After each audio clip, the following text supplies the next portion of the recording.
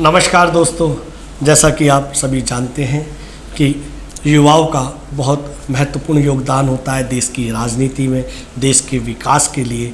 तो दोस्तों, आज मैं युवाओं के लिए भी कुछ कहना चाहूँगा कि 12 अगस्त को अंतर्राष्ट्रीय युवा दिवस मनाया जाता है। यह दिवस मनाने का मतलब यह है कि पूरी दुनिया की सरकारें युवाओं के मुद्दों और उनकी बातों पर ध्यान आकर्षित करें।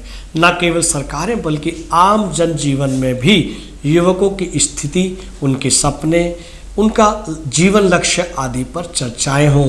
युवाओं की सामाजिक, आर्थिक, सांस्कृतिक और राजनीतिक स्तर पर भागीदारी सुनिश्चित की जाए। इन्हीं मूलभूत बातों एवं युवा संभावनाओं को नए पंख देने के लिए सारी दुनिया प्रतिवर्ष 12 अगस्त को अंतर्राष्ट्रीय युवा दिवस मनाती है।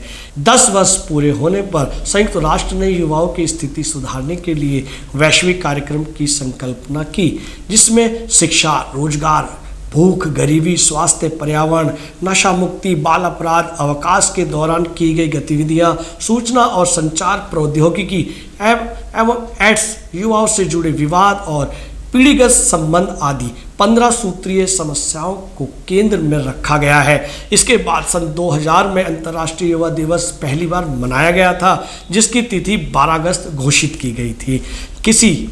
युवा किसी भी देश का वर्तमान और भविष्य है, जो देश की नींव है, जिस पर देश की प्रगति और विकास निर्भर करता है।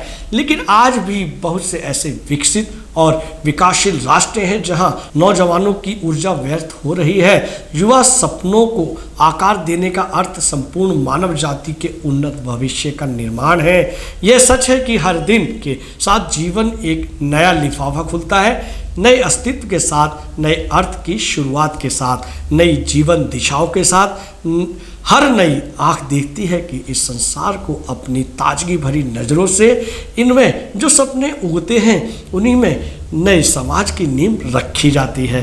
बेहतर जिंदगी जीने के लिए मनुष्य को संघर्ष आमंत्रित करना होता है। सत्ता, संपदा, धर्म और जाति के आधार पर मनुष्य का जो मूल्यांकन हो रहा है, मानव जाति के हित में नहीं है।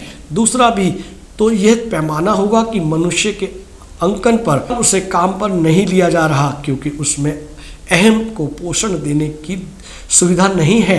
नवनिर्माण के लिए मात्र 100 युवकों की अपेक्षा की थी, क्योंकि वे जानते थे कि युवा विजनरी होते हैं और उनका विजन दूरगामी एवं बुनियादी होता है।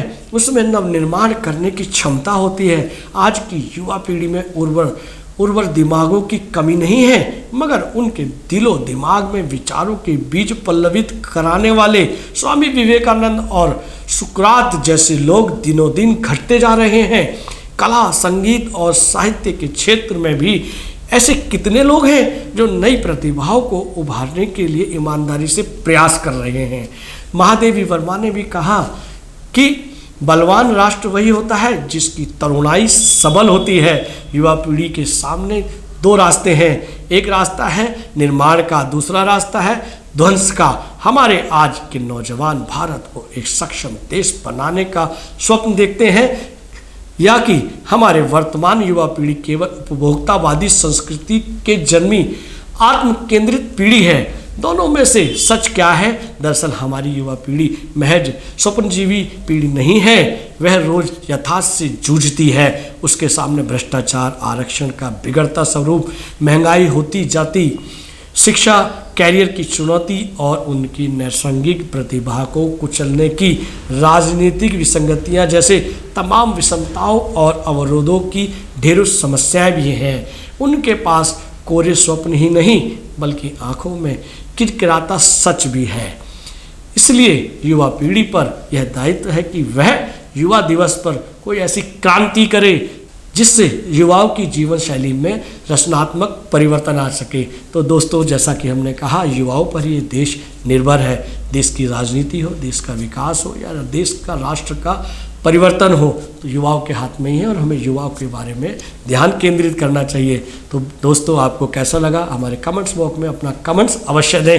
नमस्कार। अगर आप ये वीडियो YouTube पर देख रहे हैं तो हमारे चैनल को सब्सक्राइब करें और बेल आइकन को दबाना ना भूलें। अगर आप Facebook पर ये वीडियो देख रहे हैं तो हमारे पेज को लाइक करें।